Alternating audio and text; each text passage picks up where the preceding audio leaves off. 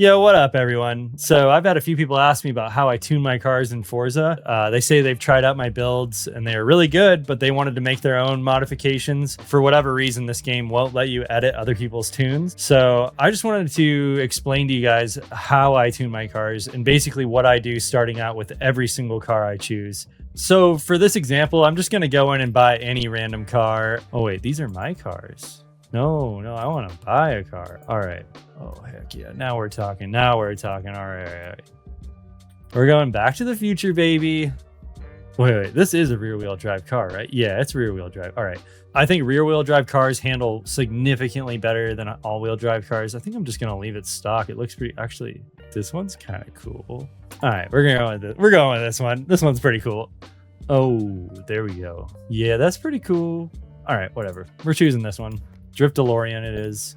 It's kind of underpowered, so hopefully we can put some mods on it and make it a little bit more powerful and better suited for drifting. I usually always start with the platform and handling section. You always want to choose the race brakes because you want to unlock this brake tuning.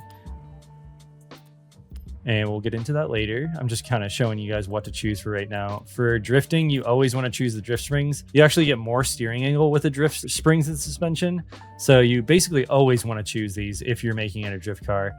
It also unlocks this spring damper and alignment tuning, which we're going to use later. For the front and rear anti-roll bars, I would just choose the race option to unlock these. Now, I'm not saying we're going to necessarily tune these right now, but I personally like having the option in case I needed to make some adjustments. For the chassis reinforcement, I rarely ever choose this one. On some really high powered cars, I might choose this one, but mostly I'm sticking with these and these. I'm just going to go for this one for right now. And for weight reduction, I'm just going to choose a sport weight reduction. If I want it to be a very fast maneuverable car, I'd probably choose this one, but for like slow, steezy drifts, I'm basically just going to choose a sport weight reduction. Now that we finished the platform and handling, I'm always going to go over to the drivetrain options. For the clutch, I'll start by doing the race clutch. It just helps with shift speed. It comes in handy when you're shifting during a drift and whatnot, when you need to keep the RPMs up. So we're just going to choose the race clutch. For the transmission, I usually like to choose the race transmission, not the 7-speed, just the standard race transmission. If they had a 5-speed option, I'd probably choose that in every car, but I'm just going to choose the standard race transmission for right now. For the driveline, I always choose race driveline. It helps keep the RPMs up and let your wheels spin faster. It also drops a little bit of weight, but I always choose the race one. For the differential, of course, if you're making it a drift car, you might as well choose the drift diff. Yeah, you also want this differential tuning option. It's going to be very important later, so choose that. We're not going to be doing any engine upgrades for this second. I kind of want to see how it drives first. I'm just showing you the tune that I do straight out of the box just to see how it does. I also like to go to tires. If the car is really low powered and you want to keep it that way, I'd probably keep the stock tires, honestly, but we're going to make this pretty high powered, so I'm just going to choose the drift tire right away. I usually don't mess with these until I have to. We might come back to these later. Sometimes putting a wider front tire on, it'll help you steer better. I might just do it for right now, just for this example. I usually always leave the rear tires stock size. I always go to the front track width. Sometimes this isn't available on cars, but if it is available, I'm always choosing this one or this one. I rarely ever choose this one unless it's a very fast car, but I'm always choosing this one and this one. For this one, since it's not going to be crazy fast, I'm just going to choose this middle option, the upgraded front track width. What is this? I guess they're all upgraded front track width, but I'm going to choose the middle option. On the rear track width, I always usually either stick with stock or I do this one upgrade. I never ever do this one or this one for drifting. If it's a race car, I'd do these two, but I always either choose this one or this one. For this example, I'm just going to choose this one. This is basically how I start every single drift car. So I'm just going to install these parts. I'm going to back out and I'm just going to test it and see how it does straight out of the box like this. All right, yeah, this will be a good car to teach you guys with because it's super underpowered. If we can make this drift and you guys understand what I'm doing, I think you can make any car drift. So this is what I do with every single drift car starting out. 9 times out of 10, I am putting this up to the max point almost every time.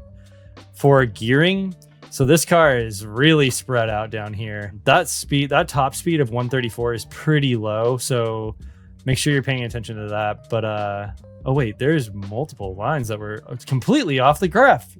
Don't let that happen. You want to turn this down a little bit. I'm just going to leave it as this for right now. But look how much I turned this up. It was at 3.5, and that's what the graph looked like. The 6th gear wasn't even an option on the graph. And I think I'm going to just turn it down to, let's go to a nice, happy, even 520. But basically, you want to get all these lines on the graph and a little bit closer together so the tires can spin. For alignment, I'm going to leave this for right now, and we'll see how the car does. If I need to make adjustments later, I'll come back in and I'll explain what I'm doing. And I might just give you guys some examples while I'm driving it. But I want to see how the car does first. And I recommend you seeing how the car does first too. For the anti-roll bars, I rarely ever touch them until there's a problem. And this is one thing where you need to see how the car does first, figure it out, and then you go back in and make adjustments. Springs and damping, I never really touch these, honestly. I feel like they don't make as big of a difference in this game as they do in some games. In Car X Street, they make a huge difference in your car. But in this game, I've done a few different tests. And for drifting, since your ride height is so low anyways, I rarely ever touch these. If it's a rally car, I like to adjust these a lot and make it like springy and throw around the weight better and whatnot. But for drifting, I rarely ever touch these. Aero, this car doesn't have aero. For brake, I almost do this 100% of the time. I always lower the rear brake balance to 40%. I'm not trying to use my handbrake every time, but I want the back end to swing out. So this is a good starting point to where you can just press the normal back brake and your back end will swing out a little bit. It helps a lot in some drifts. I usually always start out at 40%. For the differential, this is really important. You always want to go to 100% and you always want to go to 0 on your drift cars. There's very few cars that I turn this up on, and if I ever turn it up, I'd probably go to 5%. And this is only in situations of extremely high-powered drift cars, like the Formula drift cars. You're better off just putting it at 0, and you're always better off at leaving this at 100%. This is going to help your wheels lock up, and it's going to help you drift. It's going to help you initiate drifts. It's going to help you get in the drifts. If you feel like your car is getting too slidey, I'd probably bring this down to like 95, but almost every car in this game, I just run at 100, honestly. So we're just going to apply these changes that I made already, and we're just going to see how that does really quick. Oh yeah, so this car definitely needs some more power. It wants to. This car definitely needs some more power. Let me try this really quick just before we get into the more power options. I'm just going to go back to gearing. The tires don't really want to spin that well, so I'm just going to crank this way down and get this chart closer together. Let's just go max and see what it does really quick. I think we're going to have to put more power in this thing to get it to drift, but I just want to see what this does. Oh, it's raining too. This will help us a little bit. It wants to do it, but I just don't think it has enough power. So we're going to go back to the custom upgrade. Honestly, the car is pretty low on power, so I'm just going to go through and add race everything, honestly, on this one. So I'm just going to go through and add race on all these. Try to get this power level up a little bit. It's coming up. If you saw on that chart, look, just a little bit. Race valves. We're going to go to race engine. We're going to go to race pistons. We're going to go to... Yeah, we're going to do that. Oil cooling, race. We're going to go to the flywheel. The flywheel is pretty important too. It also helps keep your RPMs up. I always choose the race flywheel. If it's a really high powered car, I probably wouldn't touch this one. But since this one is low powered, choose the race option. So now we're going to install these parts. We're going to go back. We're going to see how this does now with more power. It definitely wants to drift now. I did mess up the gearing a little bit, just showing you guys that as an example, but let me crank down this gearing a little bit. Now look at this number, 185. Now we got serious speed. This is kind of low. I mean, of course the gearing is kind of low. I'm probably gonna bring it to like here. There's gonna be very few times that you're drifting at 180 miles per hour, so keep that in mind. The closer these are together, the more likely your wheels are going to spin, which is just going to help you drifting. Let's crank this down just a little bit more. Let's go to 5. 5 even, and we'll start there. Come on. 499 it is. We're doing 499. that was insane. So I'm going to back out right here. Now it's already a drift car. It's doing it. Look at this. Yeah, so this thing's doing great now. Let me take this car to a real drifting area and just see how it does. I always like to go to this mountain just to like test my drift builds, of course, just so I have like a good baseline. So this car is struggling a little bit to start out the turn, which I usually like my cars to flick into the turn a little bit faster than this, and tune this car a little bit more and just talk about what I'm doing. So on this car, it doesn't really want to like flick into the turns very well. And you can kind of just like read this description right here. Like for the front, it says to reduce understeer, you can soften the front bar, stiffen the rear one. So I will soften the front bar and I will stiffen the rear one. And I'm just going to test this out and see what it feels like really quick. Yeah, now it really wants to flick into the turns a lot easier. I probably don't have to use my handbrake anymore. You guys might not be able to tell in this video, but it wants to initiate the turn a lot better now. I use my handbrake, but it does want to flick into the turn a lot better than it did before. So I would just experiment around with these options and just see what you like. It's really just about having fun, experimenting stuff, trying stuff out, you know? It's a game. You're supposed to have fun with it. Enjoy it. This car is still a little bit underpowered, so I might just go up just a little bit on third gear. You want to make sure that you're paying attention to this number. You don't want to go up crazy high, and I'd probably go up so if that's 183, I'd probably go up to like 187, and that's it. Like just to where you can see that little gray bubble behind it.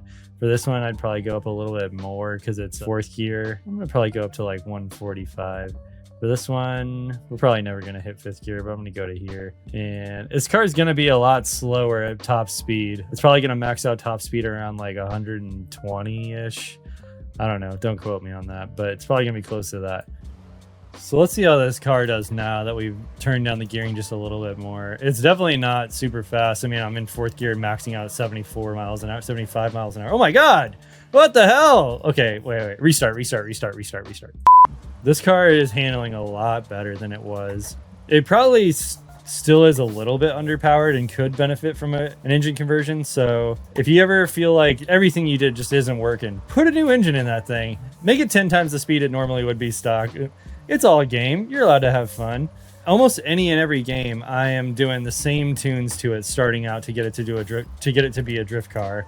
It works pretty universally across the board. This car is definitely weighted a little bit weird, but it was good for this example, I would say. You're always going to encounter problems where a car just wants to be weird. I would say the weirdest car I've tried to drift in this game, surprisingly, is the Honda NSX.